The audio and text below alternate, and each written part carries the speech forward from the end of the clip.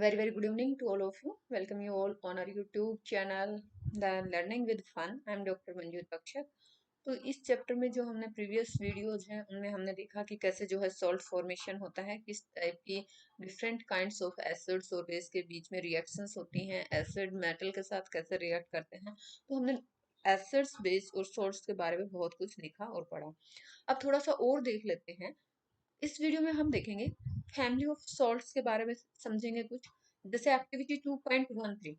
तो एक्टिविटी 2.13 क्या कहना चाह रही है? इसने बोला कि बहुत सारे जैसे आपको सॉल्ट दिए हैं, जैसे potassium sulphate, sodium sulphate, calcium sulphate, magnesium sulphate, copper sulphate, sodium chloride, sodium nitrate, sodium carbonate, ammonium chloride. आपको क्या करना है? इन सब के केमिकल फॉर्मूले लिखने हैं। कि यहाँ पे जितने भी सॉल्ट्स दिए हैं मैं आपको इनका फॉर्मूला दिखा देती हूँ। केमिकल फॉर्मूले क्या होंगे यहाँ पे ये देखिए। Potassium sulphate K2SO4, sodium sulphate Na2SO4, calcium sulphate CaSO4, magnesium sulphate MgSO4, copper sulphate CuSO4, sodium chloride NaCl, sodium nitrate NaNO3। क्योंकि ये हमारे जैसे सोडियम के लिए हमारा केमिकल फॉर्मूला क्या है? Na, नाइट्रेट के लिए NO3, sodium carbonate Na2CO3, ammonium chloride NH4Cl। तो जो एक्टिविटी 2.13 में आपसे ये पूछा है कि ये जो सॉल्ट्स हैं इनके केमिकल फॉर्मूला लिखो, तो ये मैंने आपको लिख के बता दिए हैं। अब आपको क्या करना है? Identify the acids and bases from which the above salts में बी ऑब्टेन्ड। अब आपको क्या करना है? इन सॉल्ट्स में ये देखना है कि कौन कौन सा एसिड और कौन से बेस यूज हुए हैं। चलो हम दोबारा से बोर्ड पे आ जाते हैं। अब यहाँ पे देखिए, यहाँ पे K2SO4 है जैसे, तो इसमें हमारा जो बेस है वो KOH रहा होगा, पोटेशियम हाइड्रोक्साइड, और एसिड हमारा H2SO4 रहा होगा, सल्फ्यूरिक एसिड। अगर हम Na2SO4 की बात करेंगे तो यहाँ पे NaOH हमारा बेस रहा होगा, और H2SO4 एसिड। कैल्शियम सल्फेट में कैल्शियम हाइड्रोक्साइड आपका बेस है, H2SO4 एसिड है। मैग्नीशियम सल्फेट की बात करेंगे तो मैग्नीशियम हाइड्रोक्साइड आपका बेस होगा, H2SO4 आपका एसिड है। कॉपर सल्फेट में यहाँ पे आप देख सकते हैं कि आपका जो SO4 है वो क्या होगा?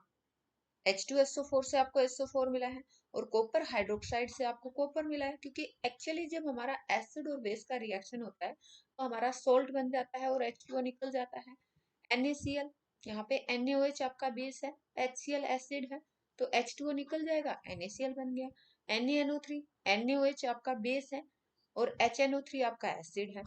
Na2CO3, यहाँ पे देखिए कार्बोनिक एसिड आपका एसिड है और NaOH बेस है।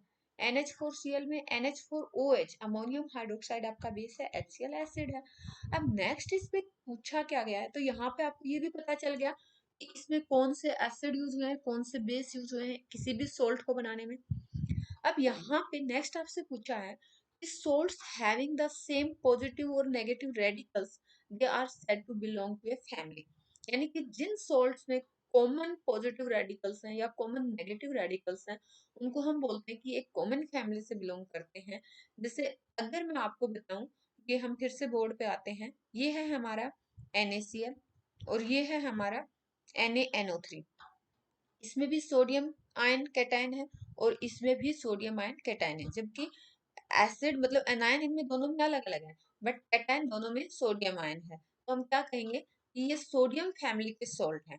अगर NaCl Na2SO4 है, दोनों में ही सोडियम सॉल्ट की फैमिली से हम इनको बोल सकते हैं, क्योंकि दोनों में ही सोडियम आयन कॉमन है। दूसरा एग्जाम्पल, अगर हम सोडियम क्लोराइड और पोटेशियम क्लोराइड लेते हैं तो दोनों में क्या है? क्लोराइड आयन कॉमन है, तो हम कह सकते हैं कि they belong to the family of the chloride salt.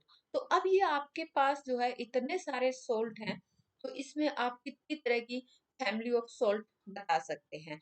जैसे यहाँ पे आपने बताया फैमिली ऑफ क्लोराइड सॉल्ट, तो अब ये जो सल्फेट वाले हैं बहुत सारे, तो इनको आप क्या बोल सकते हैं? फैमिली ऑफ सल्फेट सॉल्ट, है ना। जितने भी ये देखिए आप देखेंगे सब में SO4 कॉमन है, तो ये आपके क्या हो गए? Family of sulphate salt. ये दो सॉरी, NaCl और NH4Cl ये आपके क्या हो जाएंगे? Family of chloride salt. इन सब में आप देखेंगे कि सोडियम कॉमन है, तो फैमिली ऑफ सोडियम सॉल्ट। तो आई होप कि आपको ये फैमिली ऑफ सॉल्ट का क्या कॉन्सेप्ट है वो समझ में आ गया होगा। अब पीएच ऑफ सॉल्ट्स की बात करें कि जो गिवन सॉल्ट है उसका पीएच क्या होगा, तो उसको समझने के लिए हम एक्टिविटी 2.14 पे जाते हैं। इसमें हम क्या करेंगे कि बहुत सारे जो सॉल्ट सैंपल्स हैं उनको कलेक्ट करते हैं, जैसे sodium chloride, potassium nitrate, ammonium chloride, zinc sulphate, copper sulphate, sodium acetate, sodium carbonate and sodium hydrogen carbonate, या जो भी अदर सॉल्ट्स आपको अवेलेबल हो, तो ये सारे सॉल्ट्स हम कलेक्ट कर लेते हैं। उसके बाद क्या करेंगे, वाटर के अंदर इनकी सोलिबिलिटी चेक करेंगे, और ध्यान रहे यहाँ पे हम डिस्टिल्ड वाटर यूज करेंगे। अब यहाँ पे ये देखेंगे कि इन सॉल्यूशन का लिटमस पेपर के साथ क्या एक्शन है, यानी कि हमने सॉल्ट का सॉल्यूशन बना लिया, और उसके बाद हम लिटमस जो पेपर है या लिटमस सॉल्यूशन है उसके साथ हम पीएच को चेक कर सकते हैं, या फिर जो यूनिवर्सल इंडिकेटर की हमने बात की थी पिछले वीडियोज में, उनमें हम पीएच पेपर को यूज करके ये बता सकते हैं, फाइंड आउट कर सकते हैं कि जो हमारा गिवन सॉल्ट है उसका पीएच वैल्यू क्या है। अब मान लो आपने सॉल्ट सॉल्यूशन बना लिया, अब सोल्ट सॉल्यूशन के अंदर आपने जो पीएच पेपर स्ट्रिप है उसको डिप किया, उसके ऊपर कुछ कलर आ जाएगा। कलर आने के बाद जो हमारा यूनिवर्सल इंडिकेटर था यहाँ पे, ये हम जो पीच पेपर पे कलर आया है उस कलर को मैच करवाएंगे, और जहां भी कलर मैच करेगा, सपोज करो हमारा ब्लू कलर आ गया, तो हम ये कहेंगे कि ये हमारा pH 13 को मैच कर रहा है। तो pH 13 को मैच कर रहा है तो जो हमारा सॉल्यूशन है उसका नेचर क्या हो जाएगा, बेसिक नेचर हो जाएगा। अगर वो हमारा यहाँ पे मान लो pH 7 को मैच करता है, तो जो हमारा सोल्ट का नेचर क्या हो जाएगा, न्यूट्रल हो जाएगा। बट अगर वो हमारा रेड कलर को मैच कर रहा है, अगर 0 और 1 के बीच में कहीं मैच कर रहा है, तो हाईली एसिडिक होगा। ठीक है, तो सोल्ट का क्या नेचर है वो भी हम बता सकते हैं। उसके बाद आइडेंटिफाई द एसिड्स और base used to form the salt.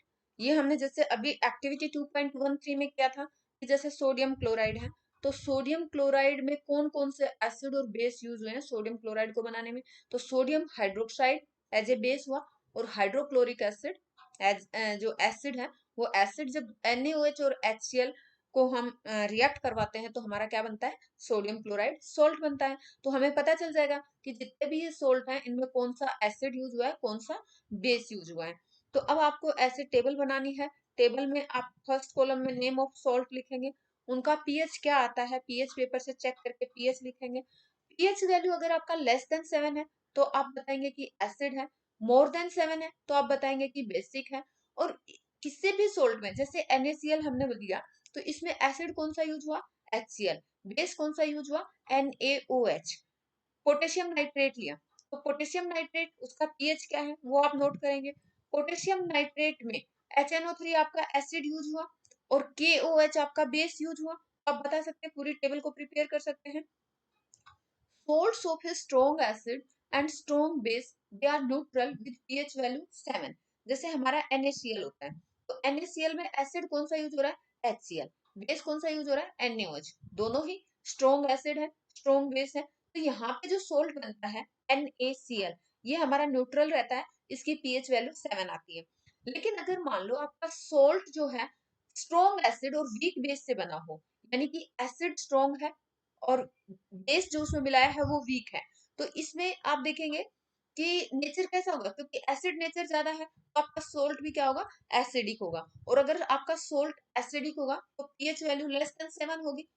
दूसरा अगर हम कंसिडर करते हैं कि सोल्ट ऐसा बना है कि उसका बेस स्ट्रॉन्ग है और जो एसिड है वो वीक है, स्ट्रॉन्ग बेस से बना है और वीक एसिड से बना है, तो अगर स्ट्रॉन्ग बेस है तो सोल्ट का नेचर क्या होगा, बेसिक नेचर होगा। और अगर सोल्ट हमारा बेसिक इन नेचर है तो पीएच वैल्यू मोर देन 7 होगी। तो यहाँ से आई होप यहाँ पे आपको क्लियर हुआ होगा। तो एक्टिविटी 2.13 और 2.14 हमने अच्छे से क्लियर की। Thanks for watching the video. जय हिंद।